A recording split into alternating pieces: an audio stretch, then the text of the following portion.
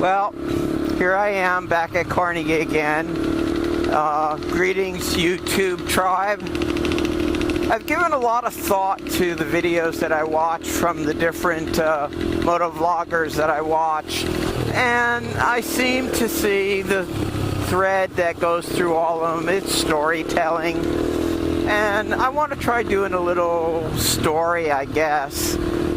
What I'm thinking about is a title called Looking Back to See Forward.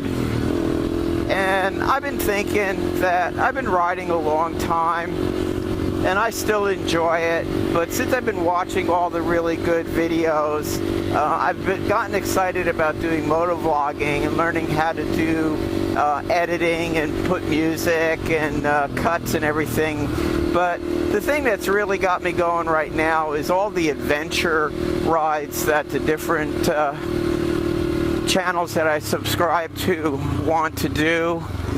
And you know, I'm feeling a longing that I wish I was taller so that I can get myself a really nice dual sport and do some riding and stuff.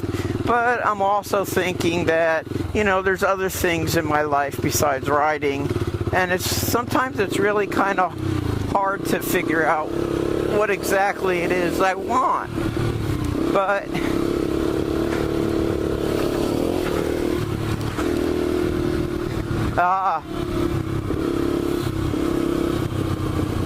you know, I'm just excited that, you know, I get to experience some of the adventures that AB does, and Minute Stop and Ever Ride and Messed Up and Dr. Dual Sport.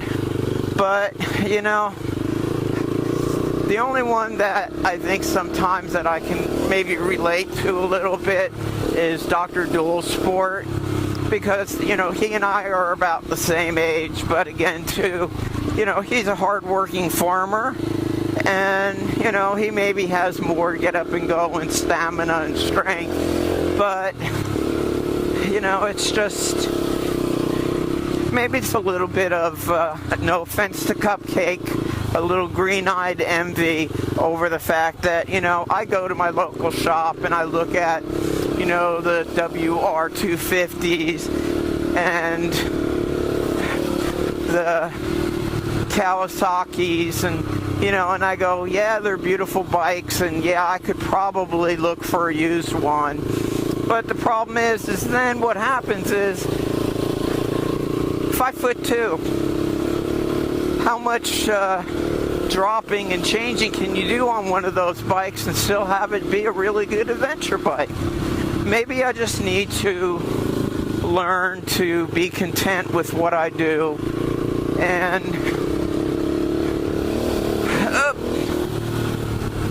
I know you can't hear my husband, but he's on the track with my little CRF 70, which is the first dirt bike that I ever bought.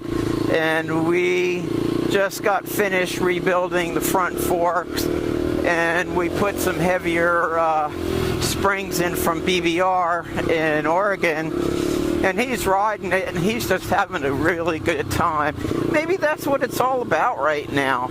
It's not that he and I go on these adventures to Oregon or Utah or into the wet jungles of Maui, but maybe just that we, as an older couple, we have street bikes and we get out and ride, and, you know, we come out at least once a month to Carnegie to do some trail riding and running the motocross track like we are right now, and, you know, and just having a nice day, spending it with somebody that, you know, enjoys some of the things that I like to do. But I don't know. Life is funny sometimes.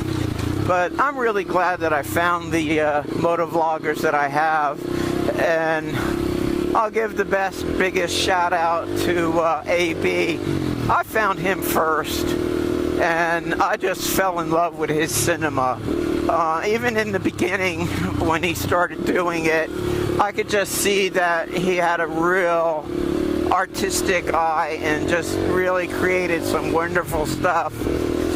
And then I kind of drifted on to some of the other vloggers like Minute Stop and Fake Guys, and then I found Everride and Mr. Defactor. He's a great teacher on fixing stuff. And Dr. Dual Sport, he's a cool guy. I think he's a trooper. And then of course there's some of the other guys that I watch. Jake the Garden Snake. And some I can't think of right now, but I'm gonna go ahead and just ride a little bit and maybe just kind of do some more of this a little bit later. And I really appreciate the fact that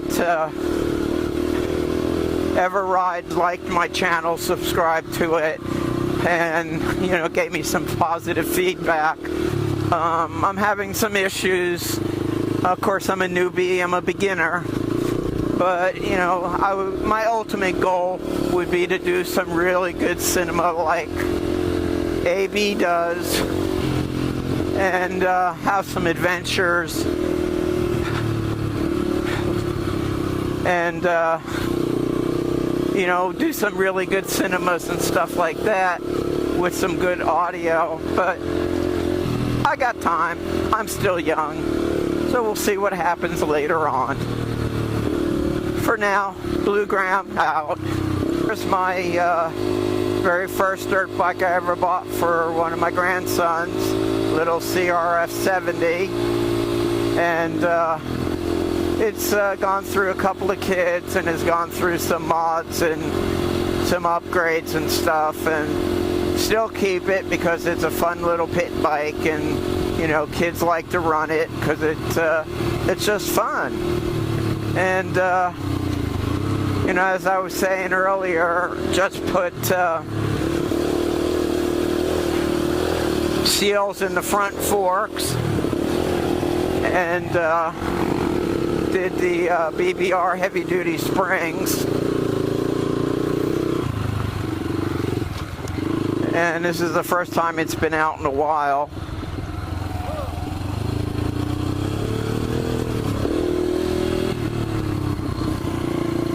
Oh, he made it. Cool. But to kind of get back a little bit of what I was talking about, looking back, seeing forward, life is really interesting these days. I'm in beautiful Northern California, San Francisco Bay Area. We've got places to ride.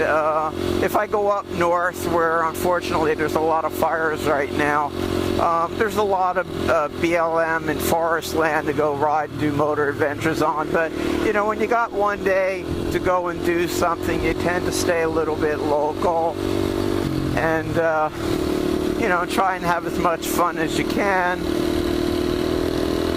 And so we come out here to Carnegie, although I'd like to go to Hollister.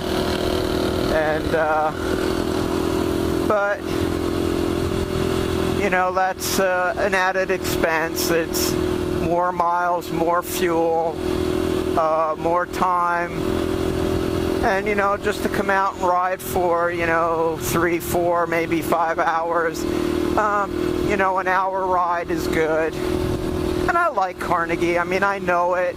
I don't particularly like all the trails, but it is what it is. And I'm thankful that we got a really nice state off-road vehicle park like this. But and watching some of Everride's videos down in Moab and stuff, it's like, oh, that's such a challenge. But the thing is, I think I could be up for some of that kind of riding. I'm not sure, because I don't really do it, and my biggest fear is, it's always going to be getting hurt. And and I'm not complaining about my age, but it's like I don't heal real well at 63. And, you know, and if I get hurt really bad, the problem I'm looking at then is, you know, how much time would I be out of work and how would that impact me and my husband? But, what can I say? Not a problem.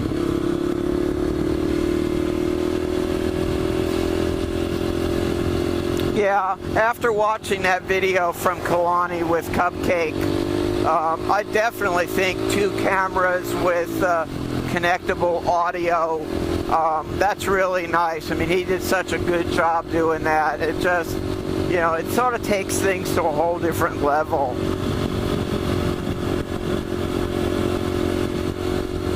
But it'll be interesting to see if he answers about whether or not he's running the Cena on the GoPro.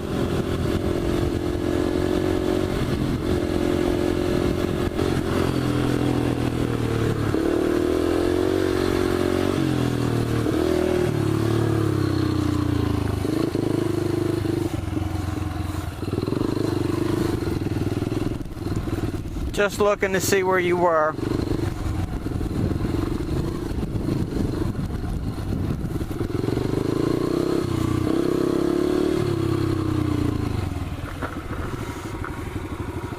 Wish my damn nose would stop itching. Yeah, I was wondering what all that noise was.